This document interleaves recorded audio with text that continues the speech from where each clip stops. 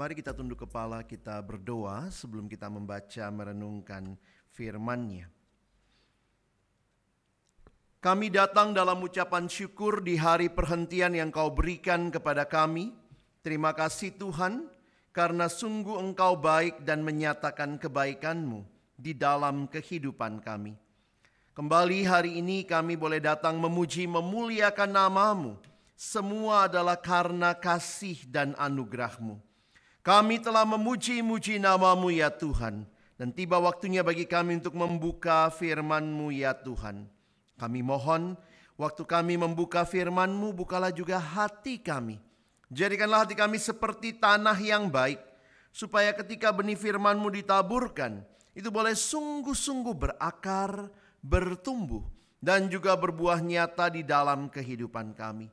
Berkati baik hamba-Mu yang menyampaikan, semua kami yang mendengar, Tuhan tolong, agar kami bukan hanya jadi pendengar-pendengar firman yang setia, tapi mampukan dengan kuasa, dengan pertolongan dari Roh-Mu yang kudus, kami dimampukan menjadi pelaku-pelaku firman-Mu di dalam hidup kami, di dalam keseharian kami.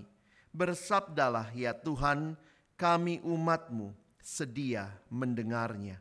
Di dalam satu nama yang kudus dan berkuasa, nama Tuhan kami Yesus Kristus, Sang Firman yang hidup, kami menyerahkan pemberitaan firman-Mu.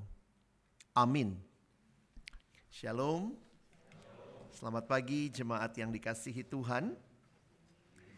Bersyukur kesempatan ibadah Tuhan berikan bukan sebagai sebuah rutinitas, tapi biarlah kita boleh mengalami perjumpaan secara pribadi dengan Tuhan di dalam setiap ibadah kita. Tema yang diberikan kepada kita hari ini adalah kehidupan yang berakar dan berbuah. Salah satu ciri hidup adalah pertumbuhan. Jadi kalau kita mengatakan itu sesuatu yang hidup, maka itu berarti pasti akan bertumbuh dan ada buah yang dihasilkan. Demikian juga dengan hidup beriman kita.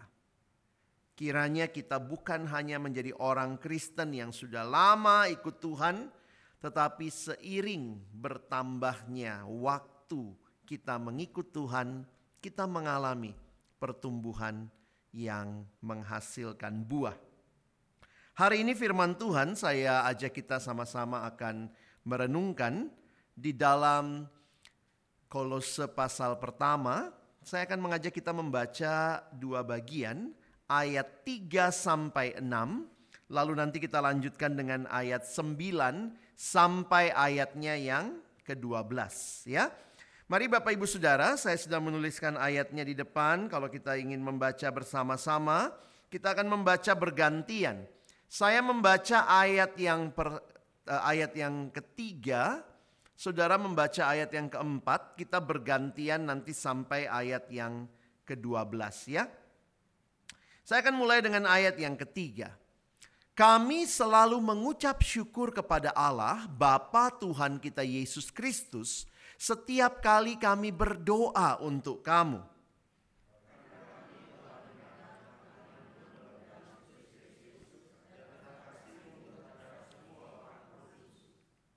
Oleh karena pengharapan yang disediakan bagi kamu di sorga. Tentang pengharapan itu, telah lebih dahulu kamu dengar dalam firman kebenaran, yaitu Injil.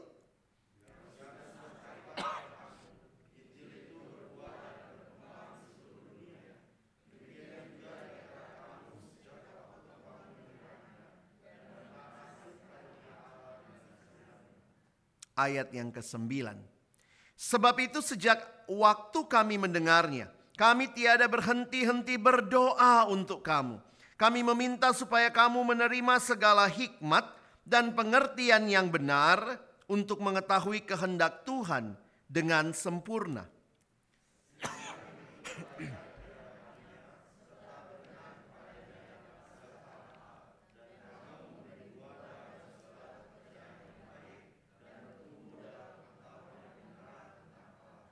Dan dikuatkan dengan segala kekuatan oleh kuasa kemuliaan-Nya, untuk menanggung segala sesuatu dengan tekun dan sabar,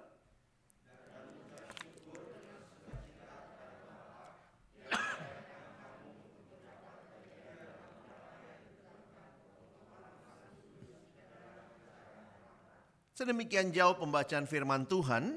Berbahagialah kita yang bukan hanya membacanya tetapi juga merenungkannya, melakukannya dalam hidup kita dan bahkan membagikannya. Bapak Ibu Saudara yang dikasihi Tuhan, kekristenan terkait dengan Kristus. Ada satu istilah yang menarik, kekristenan bukan sekadar agama, bukan sekadar ritual.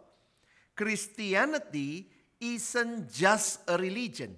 It is a relationship with God through Jesus Christ.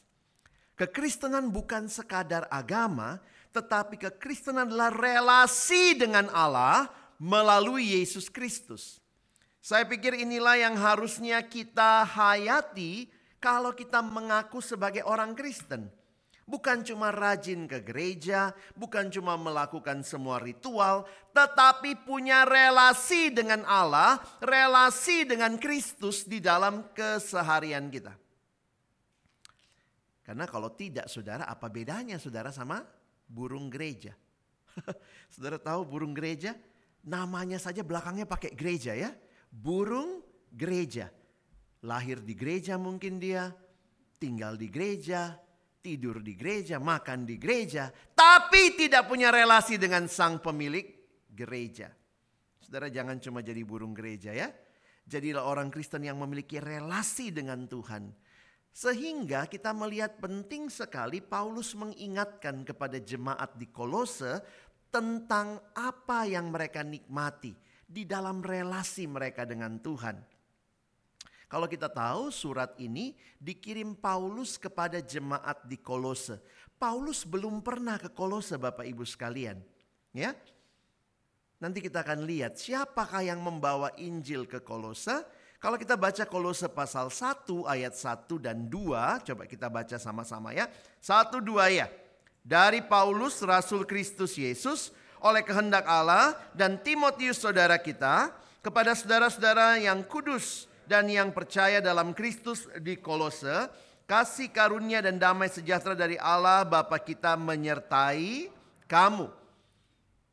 Paulus menulis kepada orang-orang kudus, orang-orang percaya yang ada di kota Kolose, karena dia mendengar tentang jemaat Kolose yang sebenarnya Paulus belum pernah ke sana, tetapi melalui seorang bernama Epafras. Itu ayat 7 ya.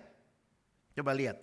Semuanya itu telah kamu ketahui dari Epafras, kawan pelayan yang kami kasihi, yang bagi kami adalah pelayan Kristus yang setia. Saudara, menarik pada waktu itu kalau lihat petanya, bisa lihat jelas, ada kota Efesus di situ, lalu kemudian ada kota Kolose. Paulus belum pernah ke Kolose, Paulus waktu itu memilih tinggal di Efesus. Apa yang dia lakukan di Efesus? Waktu Paulus tinggal di Efesus, saudara, sekitar tahun 52 Masehi, Paulus tiap hari itu khotbah di Efesus dan dari sanalah Injil itu menyebar sampai ke Kolose. Waktu itu kemungkinan Epafras ini ikut kelasnya Paulus di Efesus. Sehingga Epafras yang kemudian membawa Injil itu ke Kolose. Saudara, menarik ya, Paulus itu memilih tempat tinggal yang strategis, yaitu kota Efesus, itu dekat laut. Jadi kalau orang dari mana-mana mau berdagang, mau kirim barang, mau terima barang, pasti lewat Efesus. Paulus tidak keliling semua tempat itu. Tetapi dengan dia tinggal di Efesus, dia mengajar di Efesus, firman Allah tersebar. Coba kita lihat kesaksian Kisah Rasul ya. Kalau Bapak Ibu lihat Kisah Rasul 19 ayat 8 saya bacakan. Selama 3 bulan Paulus mengunjungi rumah ibadat di situ dan mengajar dengan berani. Oleh pemberitaannya ia berusaha meyakinkan mereka tentang kerajaan Allah. Tetapi ada beberapa orang yang tegar hatinya. Mereka tidak mau diyakinkan, malahan mengumpat jalan Tuhan di depan orang banyak. Karena itu Paulus meninggalkan mereka dan memisahkan murid-muridnya dari mereka. Dan setiap hari berbicara di ruang kuliah Tiranus. Lihat efeknya. Tiranus itu di Efesus ya, ruang kuliah itu. Hal ini dilakukannya 2 tahun lamanya sehingga semua penduduk Asia mendengar firman Tuhan. Baik orang Yahudi maupun orang Yunani. Firman Tuhan diberitakan. 2 tahun Paulus tinggal di Efesus. Nah, lalu kemudian dari Paulus di Efesus ada yang bawa Injil sampai ke Kolose. Nah, sekarang berarti sudah ada jemaat di Kolose. Bukan Paulus yang dirikan langsung, tetapi melalui Epafras. 8 tahun kemudian Paulus tulis surat Kolose, ya. 8 tahun kemudian Paulus dijadikan tahanan rumah di Roma. Epafras datang menjenguknya dan membawa kabar mengenai jemaat yang sudah terbentuk di Kolose. Dari tempat penahanannya Paulus menulis surat kepada jemaat di Kolose. Ia mungkin belum pernah mengunjungi mereka, tetapi ia bisa merasakan adanya ikatan yang kuat dengan mereka. Saudara, kadang-kadang ada daerah misi yang kita belum pernah ke sana ya. Tapi misalnya ada yang pergi ke sana lalu kasih kabar, kasih foto. Jadi kita rasanya ikut bersuka cita. Jadi perhatikan, surat ini dimulai dengan ucapan syukur yang Paulus naikkan kepada Allah yang telah memulai pelayanan di Kolose. Makanya lihat saudara ayat yang ketiga. Kami selalu mengucap syukur kepada Allah. Bukan hanya mengucap syukur, tetapi juga dikatakan kami berdoa. Setiap kali kami berdoa untuk kamu, kami selalu mengucap syukur. Apa yang menonjol dalam kehidupan jemaat? Kalau saudara mau bersyukur untuk orang Kristen, apa sih yang kita syukuri? Apakah kita syukuri karena dia sehat-sehat selalu? Oh, kita bersyukur karena usahanya lancar. Oh, kita bersyukur karena anak-anaknya sekolahnya baik. Tentu semua hal itu mendatangkan syukur. Tetapi ada 3 hal utama yang Paulus syukuri bagi jemaat. Hampir di setiap suratnya dia mengucap syukur untuk 3 hal ini. Pertama, iman. Kedua, kasih. Dan yang ketiga, pengharapan. Saudara lihat itu? Ini trilogi yang biasa muncul dalam surat Paulus. Iman, pengharapan, dan kasih. Paulus bersyukur kepada Allah karena firman kebenarannya yang penuh kuasa itu telah membuahkan iman, kasih, dan pengharapan dalam hidup orang Kristen di Kolose. Jadi ternyata kalau saudara perhatikan dengan baik, Injil buahnya apa? 3 ini. Injil tidak berbuah sukses, kaya, gak pernah sakit, gak pernah menderita. Itu bukan buah Injil. Buah Injil yang Alkitab sampaikan. Kalau saudara menaburkan Injil, buahnya adalah kehidupan yang beriman, kehidupan yang memiliki kasih, dan kehidupan yang memiliki pengharapan. Dan menarik, Injil itu berbuah, perhatikan ayat 6, di seluruh dunia. Berbuah dan berkembang di seluruh dunia. Demikian juga di antara kamu. Jadi bukan hanya di luar sana, tapi juga di antara kamu. Sejak waktu kamu mendengarnya dan mengenal kasih karunia Allah dengan sebenarnya. Buah Injil ini tidak hanya di dalam jemaat Kolose, tetapi juga berkembang di seluruh dunia. Saudara, apa itu iman? Iman arahnya kepada Allah. Ya, kasih arahnya kepada sesama. Iman kepada Allah, kasih kepada sesama, dan pengharapan. Saudara tahu pengharapan itu menarik iman dan kasih maju terus. Kenapa orang terus beriman? Karena punya pengharapan. Kenapa orang terus mengasihi? Karena punya pengharapan. Itu hubungan di antara ketiganya. Coba kita periksa hidup kita ya. Apa artinya saudara berbuah? Periksalah apakah semakin mengasihi Allah? Apakah semakin kenal siapa Allah? Itu namanya iman. Apakah hidup kita semakin mengasihi sesama? Dan apakah kita tidak mudah menyerah karena kita punya pengharapan? Saudara, yang namanya iman, kasih, dan pengharapan, seorang teolog mengatakan ini sebenarnya arahnya itu keluar ya. Menarik ya, buah Injil itu tidak hanya fokus ke dalam, tapi arahnya keluar. Coba lihat. Pertama kan ke Allah. Keluar. Yang kedua ke sesama. Love ke sesama. Dan bahkan yang namanya hope itu arahnya ke masa yang akan datang. Pengharapan itu gini saudara ya. Pengharapan itu belum kita nikmati secara penuh, tapi efeknya sejak sekarang. Saya kasih contoh begini. Misalnya ya, kalau Bapak Ibu punya anak lalu bilang sama dia, kalau kamu belajar baik-baik, naik kelas, nilai bagus, kita pergi jalan-jalan kemana ya? Ke Disneyland di Hong Kong. Nah gitu ya. Jadi kalau belajar baik-baik, nilai bagus, naik kelas, kita pergi jalan-jalan ke Disneyland di Hong Kong. Sudah pergi Disneyland? Belum. Tapi anak itu dikasih pengharapan ya. Jadi mungkin kalau dia malas sekolah. Aduh malas sekolah, mau keluar sekolah. Tapi dia ingat lagi apa? Disneyland, Hong Kong. Dia semangat lagi. Nanti kemudian lagi bikin tugas, rasanya susah, sulit sekali tugas ini. Aduh mau menyerah, ingat lagi Disneyland, Hong Kong. Itu yang namanya pengharapan. Belum terjadi, tetapi telah membawa kita terus boleh bertahan. Jadi menarik sekali saudara memperhatikan hidup beriman itu. Kalau saudara punya 3 hal ini udah cukup itu ya. Hidup beriman kepada Allah, kasih kepada sesama, dan pengharapan yang membuat kita tidak berhenti beriman dan tidak berhenti mengasihi. Nah inilah yang disampaikan. Dan ini semua bukan buah natural kita.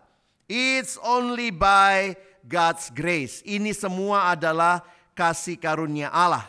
Ya, bisa ditolong slide-nya. Ini semua adalah kasih karunia Allah saudara ya. Dan karena itu segala kemuliaan bagi Allah. Kalau saudara berbuah, kalau saya berbuah, itu karena siapa? Karena kasih karunia Allah. Karena itu segala kemuliaan bagi Allah. Makanya Bapak Ibu lihat. Ucapan syukurnya Paulus ke siapa? Kepada Allah. Kami mengucap syukur, kata Paulus, lihat ayat 3 tadi kan. Kami mengucap syukur kepada Allah.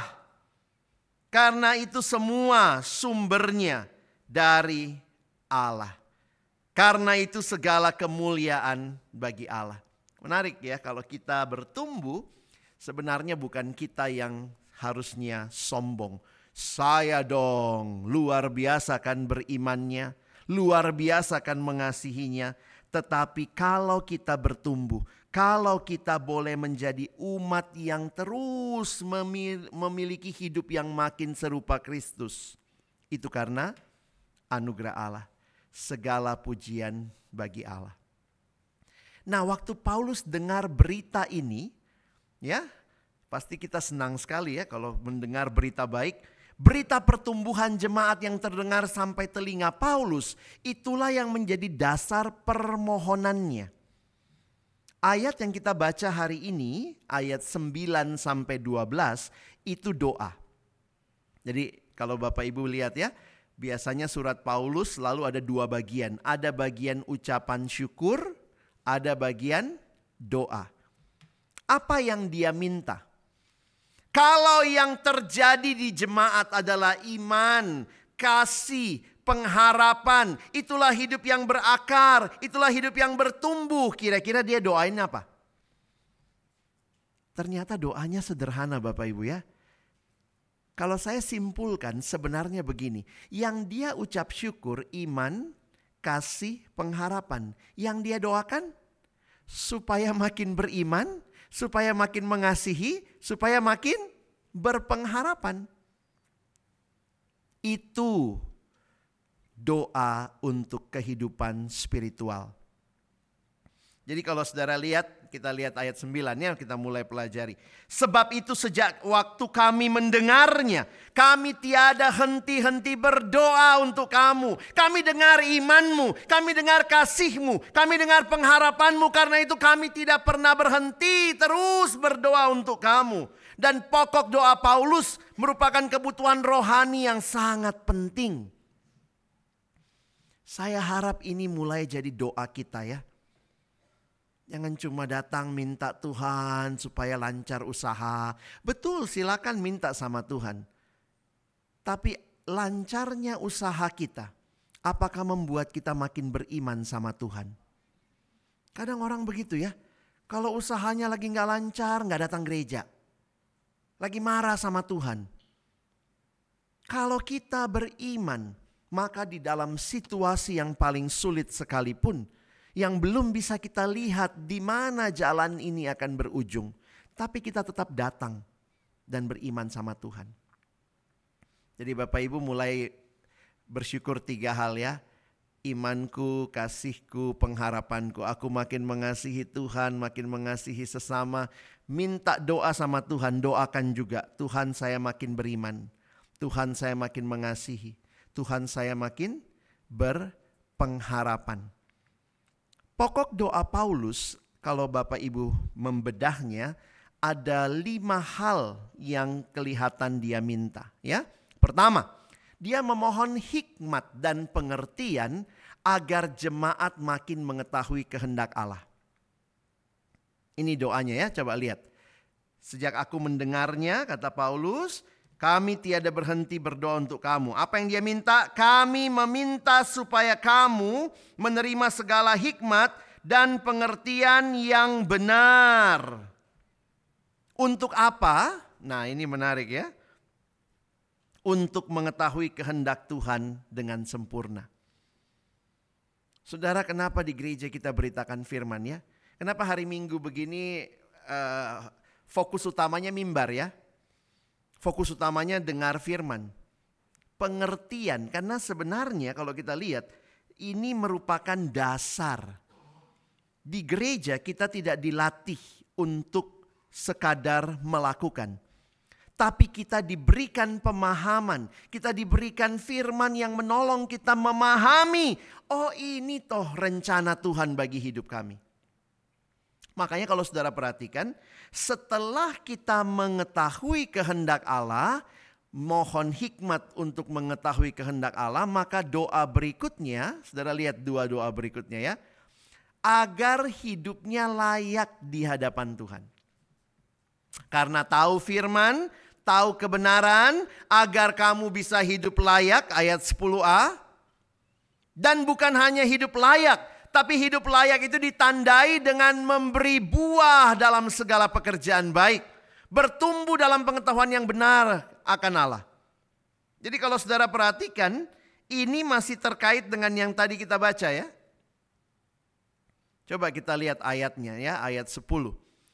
Sehingga hidupmu layak di hadapannya, serta berkenan kepadanya dalam segala hal. Lalu apa yang terjadi? Kamu memberi buah dalam segala pekerjaan yang baik. Buahnya yang tadi ya. Iman, kasih, pengharapan ya. Dan bertumbuh dalam pengetahuan yang benar tentang Allah. Saya ambil satu terjemahan Alkitab namanya FAYH. Firman Allah yang hidup ya. Perhatikan. Ayat yang ke-10 dia bilangnya gini. Dan supaya cara hidup saudara selalu menyukakan hati Tuhan. Serta memuliakan Dia. Sehingga saudara selalu berlaku baik dan ramah kepada orang lain. Jadi selalu arahnya kepada Tuhan dan juga kepada orang lain. Sementara saudara terus belajar mengenal Allah lebih baik lagi. Aduh, indah sekali rasanya ya kalau ada yang doakan kita begini ya. Coba bayangkan kalau kita cuma didoakan, aduh Tuhan semoga dia sehat-sehat, usaha lancar, anak-anaknya sekolah baik. Tapi ada yang berdoa supaya cara hidupmu selalu menyukakan hati Tuhan serta memuliakan Dia. Sehingga saudara berlaku ramah kepada orang lain. Sementara saudara teruslah belajar mengenal Tuhan. Ini doa yang melampaui sekadar kebutuhan jasmani. Tapi doa kepada Allah untuk meminta Allah terus menolong kita berakar, bertumbuh, dan berbuah. Dan Paulus tahu gak mudah ya Bapak Ibu ya. Karena itu yang keempat dia minta apa? Diberi kekuatan menanggung segala sesuatu dengan tekun dan sabar. Hidup jadi orang Kristen gampang gak? Banyak bolehnya atau gak bolehnya? Banyak gak bolehnya Pak Pendeta Muse. Aduh gak boleh ini, gak boleh itu. Kalau gitu enak gak jadi orang Kristen ya? Makanya Paulus berdoa supaya jemaat diberikan kekuatan untuk sabar. Dan di dalam kehidupan mereka ikut Tuhan, kiranya selalu ada ucapan syukur. Ya, bukan ngeluh ya. Bukan sungut-sungut. Itu di dalam ayat 11. Coba lihat. Dikuatkan dengan segala kekuatan oleh kuasa kemuliaannya untuk menanggung segala sesuatu dengan tekun dan sabar. Dan mengucap syukur dengan sukacita. Kepada Bapa yang melayakkan kamu untuk mendapat bagian dalam apa yang ditentukan untuk orang-orang kudus dalam kerajaan terang. Ini apa? Ini pengharapan lagi ya. Jadi kalau saya simpulkan, ucapan syukurnya iman, kasih, pengharapan. Doanya supaya makin berhikmat, makin kenal Allah, makin mengerti kehendak Allah. Supaya cara hidupnya makin mengasihi sesama dan tidak mudah menyerah supaya tetap berpengharapan. Ucapan syukurnya sama dengan doanya. Dan ini yang Paulus sadari. Melalui permohonan doanya dia mengingatkan jemaat bahwa pertumbuhan dan perkembangan iman yang sekarang terjadi dalam jemaat semata-mata anugerah Allah yang telah memperbaharui hidup dan mengaruniakan status yang baru. Jadi pekerjaan siapakah iman, kasih, pengharapan? Pekerjaan Allah, buah dari Injil yang kita dengar. Nah sekarang jadi pertanyaan, saudara mau lihat jemaat kayak begini? Saudara terus mau lihat jemaat yang seperti ini? Maka apa yang harus diberitakan gereja? Beritakan Injil ya. Di sisi lain, iman, kasih, dan pengharapan bertumbuh dalam hati orang-orang melalui firman kebenaran Allah. Oleh karena itu seperti Paulus, seperti Epafras, kalau kita mau lihat buah yang seperti ini, terus beritakan Injil. Bersyukur ya banyak kesempatan gereja belajar memberitakan Injil. Kenapa? Banyak mimbar gereja sudah tidak memberitakan Injil. Yang diberitakan apa? Yang diberitakan ajaran-ajaran yang aneh-aneh. Kristen progresif lah. Ya, udah nonton ya.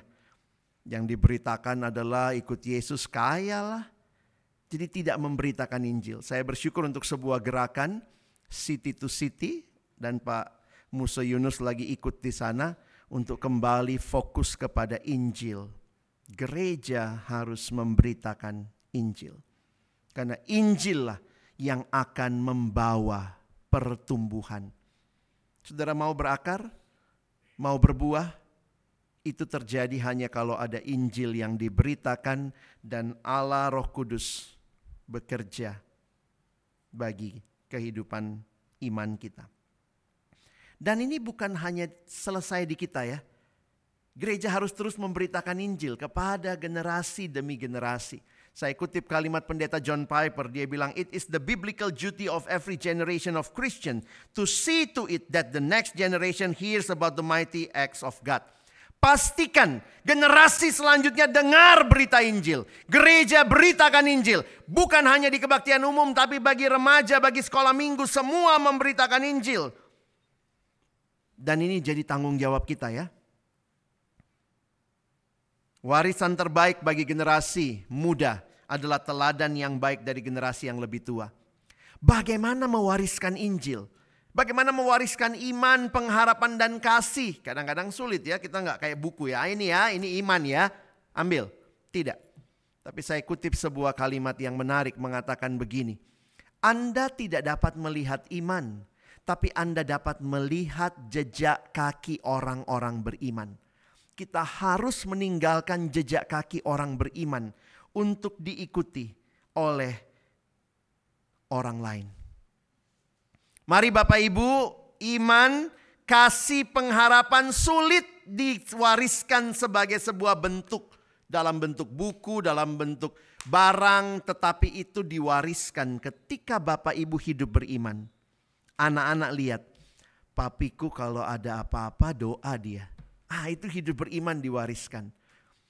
Mamiku itu ya kalau ada orang susah dia langsung bisa bantu. Itu kasihnya kelihatan. Anak-anak tidak belajar itu dari teori. Dia lihat hidup Bapak Ibu. Papa mamaku kalau ada apa-apa tidak cepat menyerah. Kenapa? Mereka punya pengharapan. Tuhan pasti akan bikin baik semuanya. Anak-anak tidak belajar itu di sekolah minggu. Lewat dengar saja. Dia belajar dari hidup Bapak Ibu yang melakoni iman, kasih, dan pengharapan. Karena itu sebagai penutup mari kita terus bertumbuh ya. Kita bertumbuh dengan baik. Bertumbuh itu apa? Berarti kita terus hidup makin serupa Kristus ya. Tuhan mau saudara dan saya bertumbuh. Dia kasih 3 hal ini buat kita bertumbuh ya. Tuhan kasih firman, Roh Kudus. Tuhan kasih firman, Tuhan kasih komunitas ya. Saya lihat komsel-komsel saudara jalan dengan baik. PA-PA-nya itu nikmati sebagai kesempatan bertumbuh. Mau berakar, mau bertumbuh, mau berbuah, ya itu kehendak Tuhan buat kita. Supaya akhirnya kita jadi berkat ya, yang masih sekolah bisa sekolah dengan baik. Beda, kamu orang yang kenal Tuhan, belajarmu akan berbeda. Cara belajarmu berbeda. Kalau engkau bergaul, cara bergaulmu berbeda. Kalau engkau berpacaran, cara berpacaranmu berbeda. Karena kamu bertumbuh di dalam Tuhan. Kalau Bapak Ibu bekerja, cara bekerja kita beda.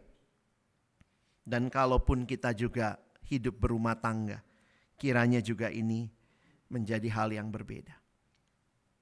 Saudara, Tuhan rindu kita bertumbuh. Saya tutup dengan sebuah pengalaman yang pernah saya alami. Di situ saya jadi sadar, ternyata Tuhan mau kita bertumbuh. Saudara seneng gak lihat anak-anak ya? Saya kalau lihat anak-anak tuh suka lucu, aduh gitu ya. Lihat anak kecil kita senang saudara ya. Tapi lihat anak kecil terus suka. Kadang-kadang orang tua suka gitu ya. Jangan besar ya nak, ya ampun kalau dia gak besar Bapak Ibu pasti bawa ke dokter ya. Iya, benar gak? Satu waktu saya ingat, saya pergi naik kereta pelayanan ke Bogor. Ini beberapa tahun lalu, keretanya masih jelek waktu itu ya. Saya pergi pelayanan ke Bogor sama teman saya. Nah dia memang tiap hari bolak-balik Jakarta Bogor karena dia kerja di tempat kami melayani. Nah waktu itu saya sama dia naik kereta, wah itu lumayan padat saudara ya sore hari. Saya mau pelayanan ke Bogor. Terus kemudian dia bilang gini sama saya. Lex, lihat nggak ibu-ibu yang di sana?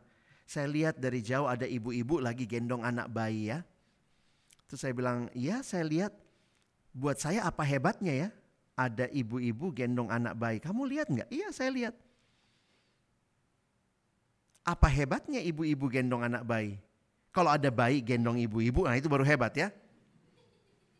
Jadi waktu dia bilang begitu, terus dia bilang sama saya, kamu tahu nggak Lex? Apa? Bayinya itu umur 17 tahun. Wih, saya langsung kaget saudara ya. Saya bilang kau tunggu di sini ya. Saya pergi ke sana pelan-pelan gitu ya, menyelinap begitu ya. Saya pingin lihat Dan ternyata benar saudara ya, waktu saya deket begini, anak itu fisiknya bayi, tapi tampangnya sudah tua, lalu bahkan ada kumisnya dan jenggotnya. Jadi pas waktu ngelihat gitu, ngeri ya. Ternyata itu adalah pengemis, dulu mereka mengemis di stasiun kereta di kota, tinggalnya di Bogor. Jadi tiap sore teman saya kalau pulang suka ketemu ibu sama anaknya itu ya. Nah, disitulah saya jadi ngerti prinsip tadi ya. Kita kalau lihat anak kecil seneng gak? Oh seneng, tapi kalau lihat anak kecil terus gak bertumbuh-bertumbuh. Anak itu bertumbuh kalau dia bukan hanya secara mental, tapi secara fisik dia bertumbuh, dia dewasa. Disitulah saya jadi sadar. Tuhan juga rindu saudara dan saya bertumbuh. Apa artinya bertumbuh?